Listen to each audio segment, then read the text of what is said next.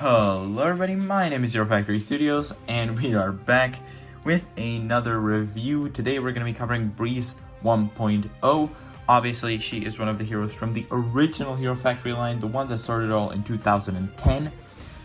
And without further ado, let's just get into this OG character. So Breez is set number 7165. She was obviously released in 2010. She costs $7.99 at release with a piece count of 19. So yeah, very little pieces, but then again, these original heroes were built on that old late Bionicle system with a lot of pieces that were very prone to breaking. Thankfully, this one, which I bought off a friend almost at the same time as I started this channel, is in relatively decent condition. I think this might actually be the breakout helmet. I am not exactly sure, but yeah, this is she is I mean, I guess her trait when she was released was that she was the girl of the group, back when that didn't get you cancelled on Twitter. So yeah, but she was always really cool. I know as a kid, I definitely shipped her with Furno. I'm gonna make like a short out of that. But yeah, she was a really cool character. And without further ado, let's just get into the build itself. So obviously, we have to kind of look at the situation of the time of release, because this right here is one of the original Hero Factory figures, as I previously mentioned, which basically means that you cannot compare the figures then to, for example, a figure like Raka, you know, because that was using construction. That was using the new pieces and the new system. This is still using the old Bionicle system, so like I can take her apart pretty easily. It's like total, this figure is very small. You can see that the knees, for example, are part of the focus. The knees are part of the mold, so they're not able to bend like the 2.0 and up. I forgot what the system was called. This had a system. CCBS, yes. The character creation building system, yes. So the arms as well are just one piece. But overall, this was a great start. Also, this is one piece. Kind of what it was back now, but the molds, I say, were a lot better than the CCBS ones. The core as well has a different design, which I also prefer. I prefer these pre-breakout designs compared to the post-breakout designs. And yeah, this figure is overall pretty decent. Like, it has a pretty decent design. And with that, for the time, you have to always, when you look at these older figures, you always have to look at, like, for the time. You cannot compare this figure to a figure that was made in 2012. Two years later, you know. Even though it's 2 years later, you just can't compare it. And that is why I'm going to be giving Breez a 8 out of 10. I like the design.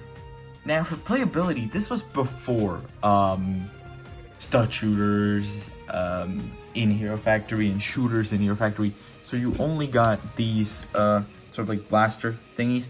I'll show some clips later of her like in the Rise of the Rookies, or in the one of the 4 parts Hero Factory had in its first season, which I feel like they should have done for the remaining seasons. I didn't like how it got smaller. I feel like they could have done more with it, but that'll be a video maybe even this year, a bit of a different commentary video. But regardless, the playability, I mean, it isn't great, but the thing is, it's a really small hero, so it's a lot of fun to just kind of flip around and do stuff. Like, I do like this figure. I was always one that like didn't really like stud shooters and that kind of stuff. I was always I'm a simple man. If I can illustrate shooting, I'm gonna illustrate shooting. So for the playability, I mean, again, you have to look at for the time. You always have to talk about, when talking about these older figures, you have to talk about for the time. And for the time, I'm gonna give her 7 out of 10.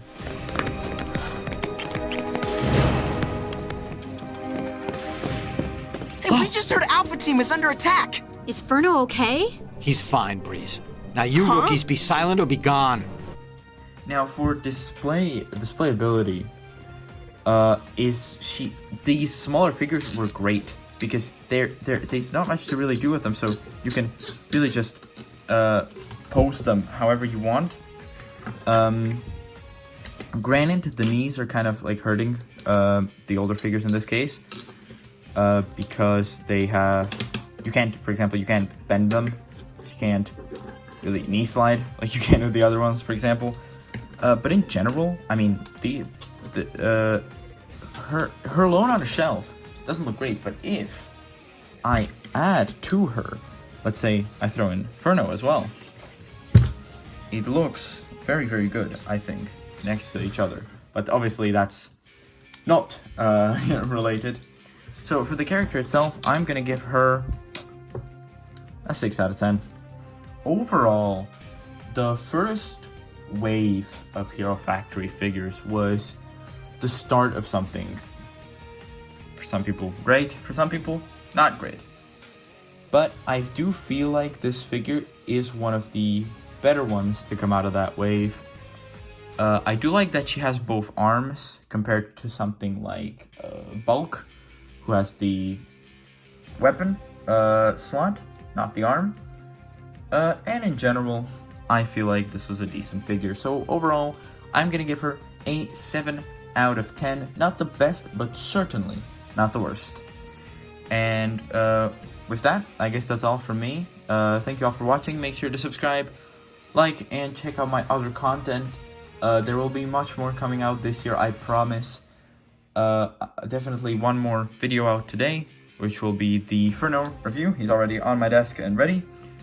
As well as minimum 2 original shorts, maybe not even shorts, 2 original feature films before the end of 2021, and then we're gonna go guns blazing into 2022, hopefully, and just make sure I actually get some consistent content going. With that being said, I'm not gonna hold you any longer. Thank you all for watching, and keep fighting, boys, girls, and heroes. See ya.